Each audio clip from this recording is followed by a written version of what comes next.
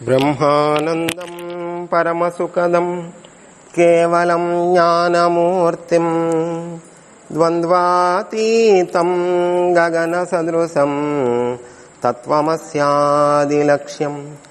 ఏకం నిత్యం విమలమచలం సర్వధీ సాక్షిభూతం భావాతీతం త్రిగుణరహితం సద్గురుం తం నమామి.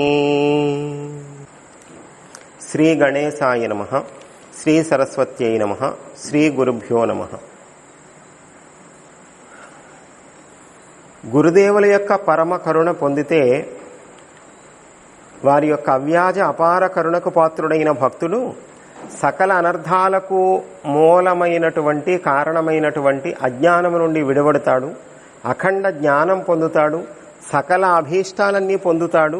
అటువంటి గురువుకి నేను నమస్కరిస్తున్నాను అని 36వ శ్లోకంలో పరమేశ్వరుడు చెప్పి, ఆ తర్వాత 37వ శ్లోకం, కాశీక్షేత్రం నివాసశ్చ జాహ్నవీ చరణోదకం గురుర్విశ్వేశ్వరం సాక్షాత్ తారకం బ్రహ్మ నిశ్చయః.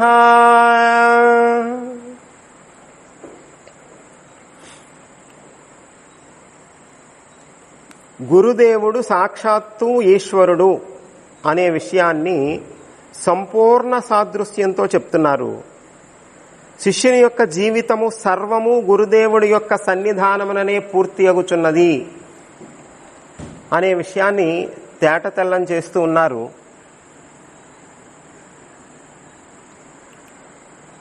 గురుదేవుని యొక్క నివాస స్థలం, గురువు ఎక్కడ ఉంటే అది కాశీ.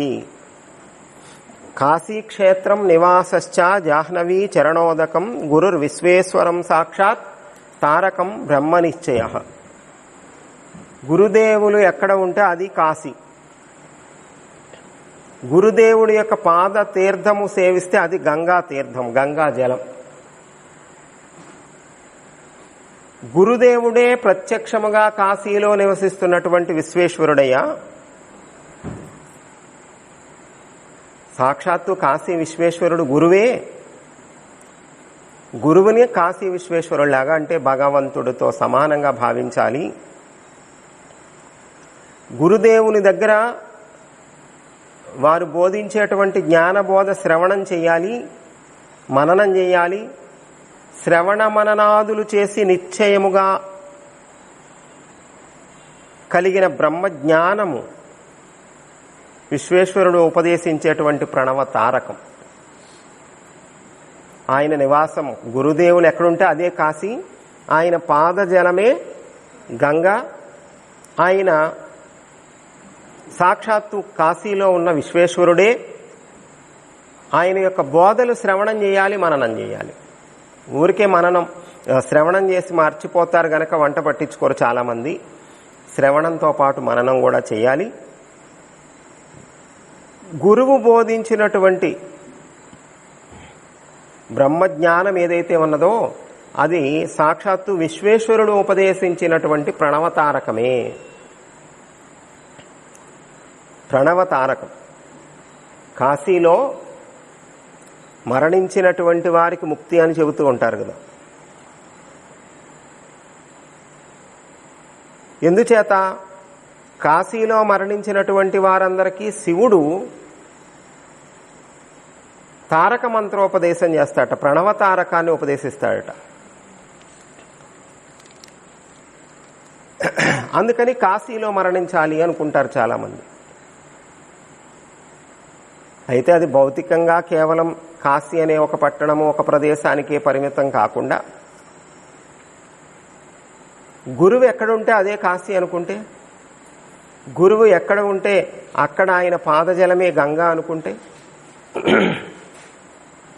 అలా గురువుని ఆశ్రయించి ఎవరైతే గురుబోధ శ్రవణం చేస్తారో అదే కాశీలో విశ్వేశ్వరుడు చనిపోయిన ప్రాణికోట్లన్నిటికీ కూడా ఉపదేశం చేసే తారకం అనుకుంటే అప్పుడు గురువు సన్నిధిలో ఉన్నవాడు కూడా కాశీలో ఉన్నట్లే.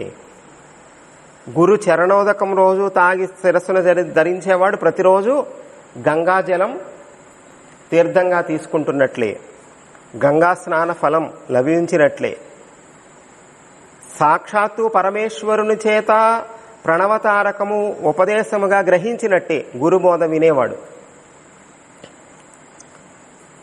పవిత్రమైన వారణాసి నివాసము, పునీతమైన గంగా తీర్థ స్నానము, విశ్వేశ్వర దర్శనము, తారక మంత్రోపదేశం ఇవన్నీ గురుదేవుడి సన్నిధిలోనే లభిస్తున్నాయి. కాశీ నివాసాదుల చేత కలుగు పరమ ప్రయోజనాలన్నీ కూడా గురు సన్నిధిలో గురువు పట్ల సంపూర్ణమైన విశ్వాసం ఉన్నటువంటి ప్రతి ఒక్కరికి కూడా కలుగుతాయి. సాక్షాత్తు పరమేశ్వరుడు చెప్పాడయ్యా, నేను కాశీయే వెళ్ళాలా, నేను గురు సన్నిధిలో ఉంటే కాశీలో ఉన్నట్లే. గురువే సాక్షాత్తు విశ్వేశ్వరుడు.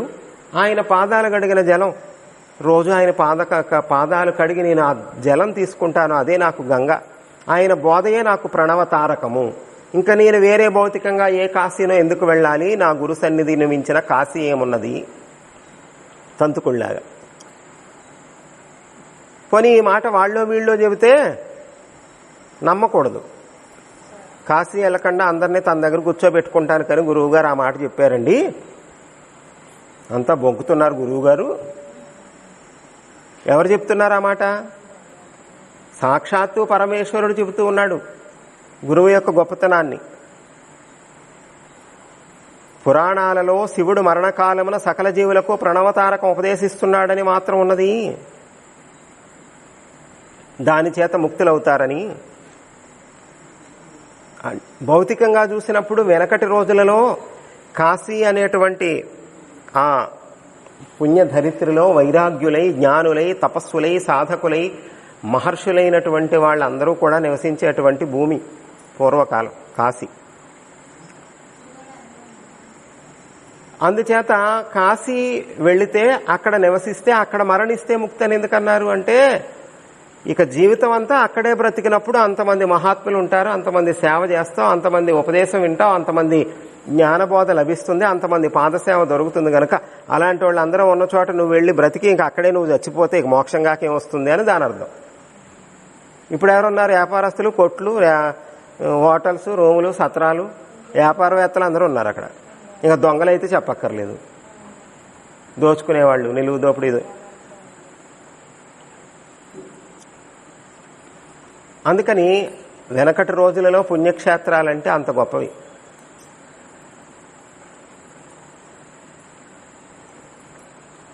ఎప్పుడైతే వీళ్ళు చెవులు నిరంతరం అట్లాంటి మహాత్ముల సాంగత్యంలో ఉండి వారి జ్ఞానామృతాన్ని తనివిదీరా చెవుల ద్వారా గ్రోలుతూ ఉన్నారో, జ్ఞానామృతం చెవులతో తాగుతాం, మామూలు తాగేవైతే నోటితో తాగుతాం. గురుబోధ అనేటువంటి జ్ఞానము చెవులతో పానం చేస్తాం. వాడి చెవులు కూడా పవిత్రమైపోతాయి కాబట్టి అట్లాంటి వాడు చచ్చిపోతే శివుడే స్వయంగా ఓ ప్రణవం ఉపదేశిస్తాట. అందుకని ఇంకా వాడు ముక్తి వచ్చేసినట్లే అని దాని అర్థం. మనం ఈ భూలోకంలో ఎక్కడ ఉన్నా గురుచరణాలను ఆశ్రయిస్తే, గురు సన్నిధిలో ఉంటే, గురుబోధ వింటే, కాశీలో ఉండి ఎవరికైతే అట్లా వస్తుందని పురాణాల్లో చెప్పాయో అదే ఫలితము గురు సన్నిధిలో ఉన్న వాళ్ళందరికి కూడా వస్తుందని శివుడే చెప్తున్నాడు, వేరే వాళ్ళు కాదు. కాశీలో ఉన్నది శివుడు, విశ్వేశ్వరుడు. ఆ మాట మళ్ళీ ఎవరు చెప్తున్నారంటే శివుడే చెప్తున్నాడు. కాశీ క్షేత్రం నివాస. ఇంకొకటి చెప్తే పోనీ శివుడు అంటే గట్టిగా చెప్పుంటాడు, వీళ్ళందరూ కాశీ వెళ్ళకుండా తన దగ్గర కట్టేసుకుంటానికని చెప్పాడు. చెప్పేని వాడే శివుడు. కనుక జ్ఞానమూర్తి అయిన గురుదేవుడు సాక్షాత్తు కనిపిస్తూ ఉన్నాడు ఇక్కడ. ఇచ్చోటనేగాక ఎచ్చోటనోగాక ఎక్కడనోగాక ఇక్కడనే బ్రహ్మతత్వజ్ఞానము ఉపదేశించి జీవుడికి బ్రహ్మతత్వాన్ని పొందించి జనన మరణ రహితమైన శాశ్వత ఆనందాన్ని అనుభవింపజేస్తూ ఉంటాడు గురుదేవుడు. ఏ గురువు యొక్క జ్ఞాన బోధ చేత మనకు అజ్ఞానమంతా నశించిపోతుందో, బ్రహ్మతత్వం అవగతమవుతుందో, వాడికి ఇంకా జననం ఎక్కడుంటుంది, మరణం ఎక్కడుంటుంది. అటువంటి జనన మరణ రహిత పరమాత్మ తత్వస్థితిని ప్రసాదించేటువంటి వాడు పరమ గురువు అంటే. అట్టి పరమభక్తుని జీవితం ధన్యం కాదు. ఎవరైతే అట్లా గురువు ద్వారా అటువంటి శక్తిని అటువంటి స్థితిని పొందుతారో వారు ధన్యులు. ఇట్టి తత్వం కాశీక్షేత్రాదుల చేత సిద్ధించదు. నువ్వు భౌతికంగా కాశీ వెళ్ళినంత మాత్రాన ఉపయోగం ఉండదు. భౌతికంగా నువ్వు కాశీకి వెళ్ళి నివసించి అక్కడే ఉండి అక్కడే చనిపోయినా కూడా ఉపయోగం ఏముంటుందండి? కాశీలో మరణిస్తే మంచిదని ఇళ్ళద్దెకి తీసుకుని గదులద్దెకి తీసుకొని స్థలం కొనుక్కొని గదులు కట్టుకొని ఇల్లు కట్టుకొని ఇక అక్కడ కూర్చొని మళ్ళీ వాట్సాప్ స్టేటస్లు చూసుకోవడం, ఎస్ఎంఎస్లు పంపించుకోవడం, ఫోన్లు చూసుకోవడం. సినిమా కాశీలో ఉంటే నువ్వు గోసీలో ఉంటే అదే ఆ కాశీ అంటే అప్పుడు. అందుకని కాదు, కేవలం భౌతికంగా నువ్వు అలా ఉండి కాశీలో ఉన్నా ప్రయోజనం లేదు. లేదు, నువ్వు ఉండవలసిన విధంగా గురువును పట్టుకొని ఎక్కడ ఉన్నా కాశీలో ఉన్నట్టే.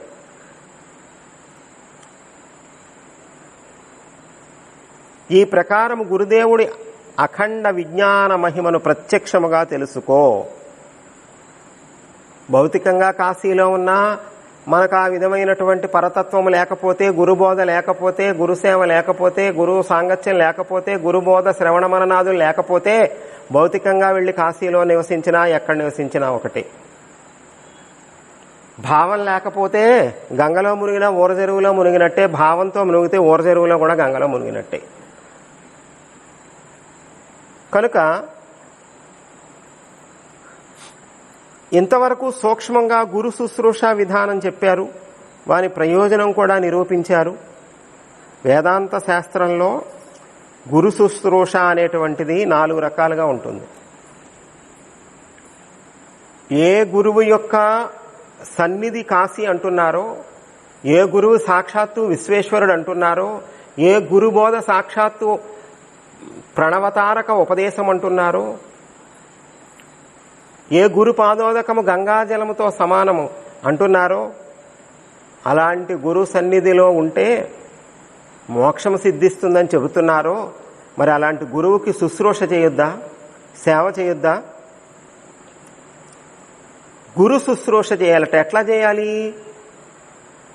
4 రకాల శుశ్రూషలు ఉంటాయట. గురు సేవ 4 రకాలుగా చేయాలట. అదేమిటి అంటే, మొదటిది స్థాన శుశ్రూష అన్నారు, ఫస్ట్. రెండవది అంగ శుశ్రూష అన్నారు. మూడవది భావ శుశ్రూష అన్నారు. నాలుగవది ఆత్మ శుశ్రూష అన్నారు.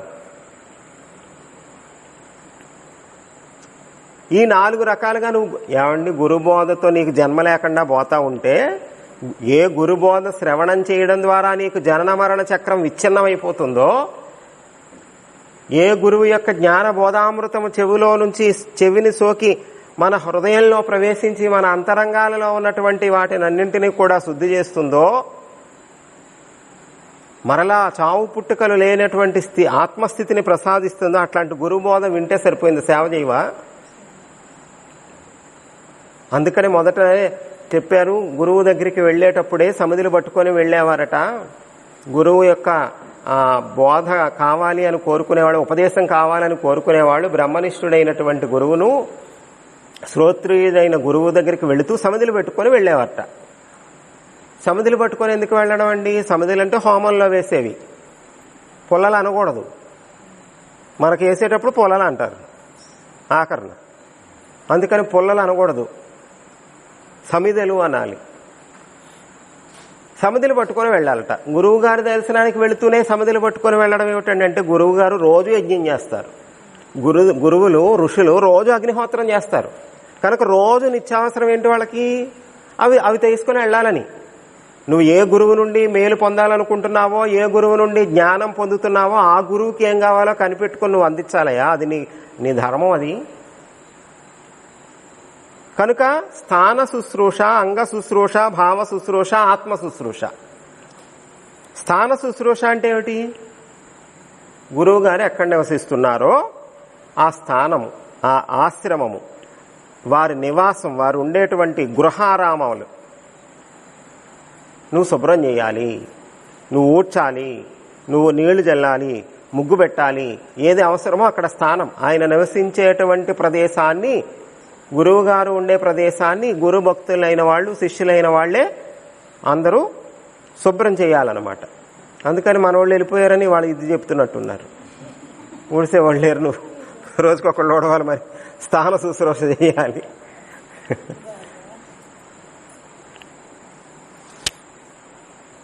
అందుకని శుద్ధం చేయాలి.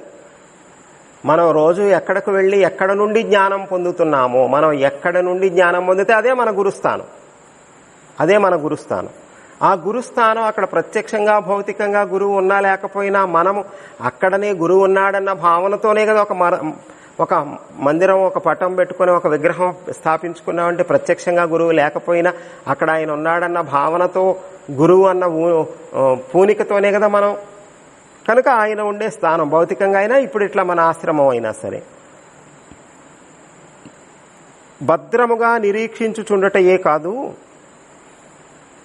గురుదేవుడు ఏ ఏ దేశములకు వెళ్లి భక్తులకు జ్ఞానబోధ చేసి పవిత్రములుగా చేస్తాడో, నీవు కూడా నీవు గురువు నుండి పొందినది అట్లానే నీవు ఇరుగు పొరుగు వారితో, సాటి వారితో నువ్వు కూడా ఆ గురువు నుండి పొందిన జ్ఞానము, ఆ తెలుసుకున్న విషయాలు నువ్వు మళ్ళీ నీ బంధువులకి, మిత్రులకి, సాటి వారికి చెప్పాలి.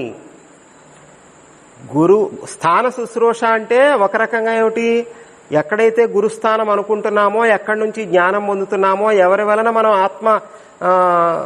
ఆత్మోన్నతిని పొందేటువంటి జ్ఞానము మనకు లభిస్తుందో వారు నివసించే ఆ ఆశ్రమ ప్రాంగణాన్ని, అదంతా కూడా పరిసరాలని శుభ్రం చేయాలి. స్థాన శుశ్రూష అంటే గురువుగారు ఊడ్చుకొని, గురువుగారు వండుకొని, గురువుగారు తోముకుంటే అప్పుడు నీకు జ్ఞానం ఎక్కడి నుంచి బోధిస్తారు? ఆయన మీరు సాధన చేసుకోండి, మీరు మాకు బాగా జ్ఞానం బోధించండి అనేలాగా మనం వదిలేయాలి. వారికి ఎంత మనం వెసులుబాటు అట్లా కల్పిస్తామో అంతగా మనకి ఇంకా వారు ఇంకా బోధిస్తారు జ్ఞానం, వారి సాధన ఇంకా తీవ్రం అవుతుంది. అది స్థాన శుశ్రూష. అంతేకాదు, నీవు ఎక్కడెక్కడికి ఏ ఏ స్థానాలకు వెళతామో అక్కడ నువ్వు ఈ గురుబోధ నువ్వు చెప్పాలి. అది కూడా స్థాన శుశ్రూషే. గురువు ఉండే స్థానాన్ని శుభ్రం చేయడం, నువ్వు ఏ స్థానానికి వెళ్ళినా గురుదేవులు ఎలా అయితే ఎవరు పిలిస్తే అక్కడికి వెళ్ళి ఆయా స్థానాలలో జ్ఞానబోధ చేస్తున్నారో, నీవు కూడా అట్లానే నీవు వెళ్ళిన చోటలో మానవ జన్మ సార్థకత చేసుకోవాలమ్మా. ఎందుకు వచ్చింది? గురువు లేకపోతే పిడకలేరుకోవడానిక? గురోరంగ్రి పద్మే మనశ్చేన లగ్నం తతఃకిం తతఃకిం తతఃకిం తతఃకిం అని చెప్పారు శంకరాచార్యుల వారు. కనుక కాస్త మీరు సత్సంగం ఏమన్నా చేసుకుంటారా, పారాయణ చేసుకుంటారా అని మనం వెళ్ళిన చోట అడగాలి. పెళ్లికి వెళ్ళినా, పేరంటాలకు వెళ్ళినా వెళ్తాం కదా, వెళ్ళిన చోట కూడా మనం చెప్పాలి. మరి పక్కన కూర్చున్న వాళ్ళకి, కలిసిన వాళ్ళకి, బంధువులకి వాళ్ళు ఏదో చెప్తారు కదా, చెంగు దుడుచుకుంటా, ముక్కు దుడుచుకుంటా, మూతి దుడుచుకుంటా, ఎంత ఏడుచుకున్నా ఏమీ రాదమ్మా, సత్సంగం వినండి.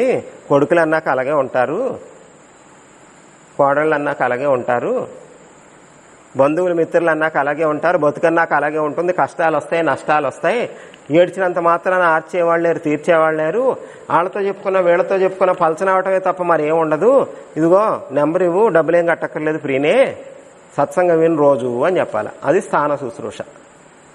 మేమేం చేయలేకపోతున్నామండి, ఏం చేయలేకపోతున్నాం, ఏమో 10 మందిని చేర్చరాదు గ్రూపులో, సత్సంగం వింటారుగా, అది చేత కాదా? మనం ఉన్న చోట నుంచే చేయొచ్చు. ఒకవేళ రావడం కుదరకపోతే, శరీరం సహకరించకపోతే చేసేది ఎందుకు చేయకూడదండి? ఎందుకు చేయకూడదు? ఆ మధ్యన ఎవరో అంటున్నారు, మన నండూరి శ్రీనివాస్ గారు ఎక్కడెక్కడ ప్రసిద్ధి చెందినటువంటి క్షేత్రాల గురించి చెప్తూ ఉంటారు కదా, మన ఆశ్రమంలో ఇన్ని జరుగుతున్నాయి కదండి, ఆయన దృష్టికి తీసుకువెళితే మరి చక్కగా ఆయన చూసినా ఆయనకు అర్థమైందంటే ఆయన చెప్తారు, వీడియో చేస్తారు కదా మన ఆశ్రమం గురించి కూడా. అంటే మేము చెప్పుకోమా? మా ఆశ్రమం ఉందని ఎవరు చెప్పుకోవాలా? భక్తులు చెప్పాలా. 2200 మంది ఉంటారు శాల్తీ లెక్క గ్రూపులో. 2200. ఇందులో సగం మంది మెయిల్ పెట్టినా అయిపోద్ది. ఎక్కువ మంది ఏది కావాలని కోరుతున్నారో దాని మీద వాళ్ళు వీడియో చేస్తున్నారు. ఇట్లా ఒక ఆశ్రమం ఉందండి, ఇలా ఒక చక్కగా కార్యక్రమాలు జరుగుతాయండి, ఎన్నో మహత్యాలు కనపడుతున్నాయండి, చాలా అద్భుతంగా జరుగుతున్నాయి కదా, వింటున్నాం కదా, అమ్మ అయ్యా బాబా అంటున్నావు కదా, మరి ఏంటి నువ్వు చేసేది, ఏం చేస్తున్నావు? అందుకని అలా చెప్పాలి. అది దానికోసం చేసేది. అది చదువుకున్న వాళ్ళు, కంప్యూటర్లు ఉన్నవాళ్ళు, సెల్ ఫోన్ ఉన్నవాళ్ళు, సెల్ ఫోన్ ఉందంటే మెయిల్ ఐడి తప్పకుండా ఉంటుంది. మెయిల్ ఐడి లేకుండా మనకి ఇవన్నీ రావు కదా.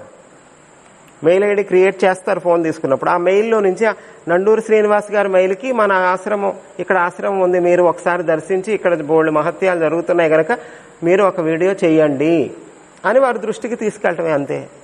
దానికి ఏం కష్టం కాదు, కండలు కరిగిపోవు, బండలు మోయక్కర్లా, బరువులు మోయక్కర్లా, డబ్బులు ఖర్చు పెట్టక్కర్లా. మనసు ఉంటే మార్గం ఎందుకు ఉండదండి? చదువుకున్న వాళ్ళు ఉద్యోగస్తులు బోళ్ళు మంది ఉన్నారు. పోనీ పెద్ద పల్లెటూరు వాళ్ళకి పెద్దవాళ్ళకంటే తెలియదు. కనీసం ఈ సత్సంగం విన్న తర్వాత అయినా మెయిల్స్ పంపితే, అది ఎవరైనా పంపితే పంపిస్తారండి, మేమెందుకు పంపిస్తాము, మాకేం అవసరం లేదు. భగవంతుడు మాతో ఎంతవరకు చేపిస్తే అంతవరకు మేము ఎటువంటి ప్రచారం ఇప్పటివరకు ఏమీ లేదు కదా. ఎవరు రావాలో వాళ్ళే వస్తారు, ఎవరికి తెలియాలో వాళ్ళకే తెలుస్తుంది, ఎవరికి అందాలో వాళ్ళకే అందుతుంది, ఎవరికి దక్కాలో వాళ్ళకే దక్కుతుంది. కనుక చెప్పడం అది కూడా సేవే. ఈ సేవ ఎవరైనా చేయొచ్చు. ఆ మెసేజ్ రాకపోతే పెట్టడం, కాపీ పేస్ట్ చేసుకోవచ్చు. ఒకళ్ళు ఎవరైనా వచ్చిన వాళ్ళు మెసేజ్ చేస్తే మిగిలిన వాళ్ళందరూ ఆ మెసేజ్ని ఫార్వర్డ్ చేయొచ్చు. కనుక గురువు నుంచి జ్ఞానం పొందుతున్నావంటే గురువుకి తగిన సేవ చేయాలి నువ్వు. శుశ్రూష, స్థాన శుశ్రూష. రోజు వెళ్తున్నావు, సత్సంగం వింటున్నావు, అయ్యా బాబా అంటున్నావు, ఇంకేం లేదంటున్నావు. రోజు మనం వెళ్ళి కూర్చొని జ్ఞానం పొందే చోటే పైన బూజులు, కింద బూజులు, మేద్దుమ్ము, కింద దుమ్ము. అరే రోజు వచ్చి మనం ఇంత జ్ఞానం పొందుతున్నాం కదా, మనం ఏదో ఒకటి చెయ్యాలి. స్థాన శుశ్రూష చెయ్యాలి. 2 అంగ శుశ్రూష. అంగ శుశ్రూష అంటే ఏమిటి? శరీరం. శరీరాన్ని కూడా సేవించాలి. అయ్యే మా కోసం ఇంత కష్టపడుతున్నారు కదా గురువు గారు, ఏమైనా కాళ్ళు నొప్పులు ఉన్నాయా, లేకపోతే ఇంకేమైనా అవసరం ఏమైనా చేయమంటారా, ఇంకేదైనా ఏ తపములు ఆచరించి ధ్యానాదుల చేత శరీరం పవిత్రంగా శుద్ధంగా చేసుకున్నారో గురువు, తాను కూడా అట్లా చేయడం. 2 రకాలు చెప్తున్నారు ఇక్కడ. గురువు నుండి మనం మేలు పొందాం కాబట్టి గురువుకి సేవ అవసరం, ఏ అవసరం ఉన్నదో అది చెయ్యడం. 2 ఇంకొక రకంగా ఏమిటి? ఆయన ఎంత కష్టపడి ఆయన శరీరాన్ని తపస్సుతో సాధనతో ఎంత కష్టపడి ఆ జ్ఞానాన్ని పొందితే మనకు ఆ జ్ఞానం వచ్చిందో నువ్వు కూడా అలా కష్టపడాలి. నీ శరీరాన్ని కూడా నువ్వు అట్లా సాధనలో కష్టపెట్టాలి. తపోధ్యానాదులతో తేజోవంతముకు నిర్మలముగా చేసుకోవాలి. గురువు యొక్క దేహముతో కష్టపడి తపస్సు చేసి సాధనలు చేసి ఎందుకంటే గురువుకి ఎప్పుడు కూడా సమాజ శ్రేయస్సు కోసం కాంక్ష ఉంటుంది. ఆయన ఎప్పుడు పరితపిస్తుంటారు. వాళ్ళు ఏం తిందాం, ఏం తాగుదాం, ఏమి అనుభవిద్దామని వాళ్ళకు ఉండదు. వారి దేహముతో ఉండాల్సిన అవసరం కూడా వారికి లేదు. ఎందుచేతంటే గురు సాక్షాత్తు పరబ్రహ్మ. పరబ్రహ్మ స్థితిలో ఉన్నవాడికి దేహం ఉన్న ఒకటి, ఊడిపోయిన ఒకటి. దేహం పడిపోయినా లెక్క చేయడు. కానీ ఆయన దేహంతో ఉండటం ఎవరికి ప్రయోజనం?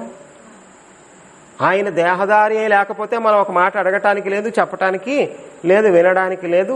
అప్పుడు ఎవరికి చెప్తావు, ఏం వింటావు? నెత్తి నోరు మొత్తుకుంటే వస్తుందా? కనుక వారికి తిండి మీద ధ్యాస ఉండదు, నువ్వు పెట్టాలి.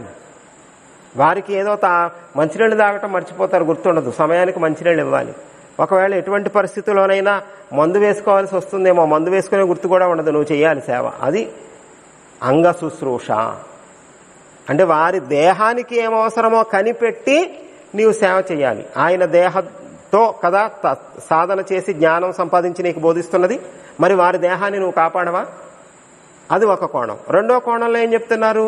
వారు ఎలా దేహంతో సాధన చేశారో అది తెలుసుకొని నీవు కూడా నీ దేహంతో నువ్వు కూడా సాధన చేసి తేజోవంతం అవ్వాలి, నిర్మలంగా చేసుకోవాలి. 2 కోణాలు చెప్తున్నారు. 3వది భావ శుశ్రూష. గురువే తల్లి తండ్రి సమస్తము ఆయనయే అని భావించడం చేత అది ఒక భావ శుశ్రూష అవుతుంది. కేవలం అంత మాత్రమే కాదు, 2 కోణాలు చెప్తున్నారు ప్రతిదానికి. నాకు తల్లి తండ్రి గురువు దేవుడు అన్ని గురువేనండి, అసలు ఆ బోధే వినకపోతే నా బతుకేమైపోయేదో, నా జన్మేమైపోయేదో, ఈ రోజు ఇటువంటి జ్ఞాన బోధ వినడం వల్ల కదా నేను ఇలా ఉన్నాను, ఈ మాత్రమైనా కష్ట నష్టాలు తట్టుకోగలుగుతున్నాను, అసూయారాగద్వేషాలు లేకుండా ఉంటున్నాను, లోభమోహాలు లేకుండా ఉంటున్నాను, శోకమోహాలు పోగొట్టుకోగలుగుతున్నానంటే అది గురువు యొక్క బోధ వినడం వల్లనే కదా. కనుక ఆయనే నాకు తల్లి తండ్రి సర్వము భావన. ఓకే, మంచిదే. అంతేకాదు గురుదేవులు ఎట్టి నిర్గుణ పరబ్రహ్మతత్వాన్ని నిరంతరము భావిస్తూ ఉన్నారో అట్లు తాను కూడా భావించాలి. గురువే భావంతో ఉన్నారు, నేను ఈ దేహం అన్న భావంతో లేరు. అంతటా అందరిలో తానే వ్యాపించి ఉన్న పరమాత్మ తాను అన్న భావనతో ఉన్నారు.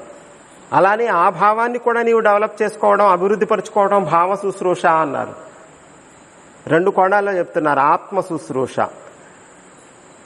ఆత్మ శుశ్రూష అంటే ఏమిటంటే గురువు గారు ఏదైనా అడిగితే చేద్దామని చూడటం కాదు, అసలు అడిగే అవసరం రాకుండా చేయాలి. అడిగితే చేయడం ఏమిటి? వారికి ఎప్పుడేమో అవసరమో, ఈరోజు గురువారం పూజ ఉంటుంది, ఈ పూజకి ఏర్పాటు ఉంటుంది, ఈ పూజకి అవసరం, లేకపోతే ఈరోజు ఈ కార్యక్రమం, ఈరోజు ఈ ప్రసంగం, ఈరోజు ఈ ప్రవచనం, లేకపోతే ఇంకేదో ఉంది, దానికి ఏమన్నా అవసరమా, నన్ను ఏమన్నా చేయమంటారా, అది ఒకటి. అంతేకాదు, అంటే వారి అంతరంగాన్ని గుర్తించి వారికి ఎలా చేస్తే ఇష్టమో, వారికి ఎలా చేస్తే నచ్చుతుందో, వారు ఏమడుగుతారో అది గుర్తించి చేయడం ఒకటి. గురుదేవుడు ఎటువంటి ఆత్మస్వరూపములో నిలిచి ఉన్నారో, సాక్షాత్తు తానే పరబ్రహ్మ అయి ఉన్నానని ఎలా భావిస్తూ ఉన్నారో,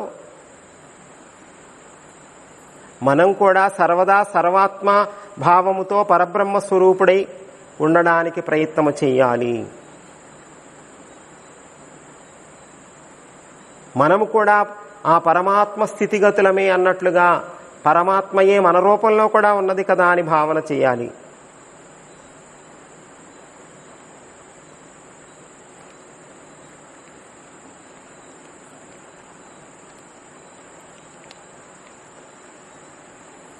గురువు తాను దేహము కాదు, ఆత్మస్వరూపముతో ఉంటాడు కనుక ఆయనకు దేహానికి ఏ అవసరాలు ఏమి, అందుకే ప్రత్యక్ష గురుసేవ చాలా కష్టము అంటారు.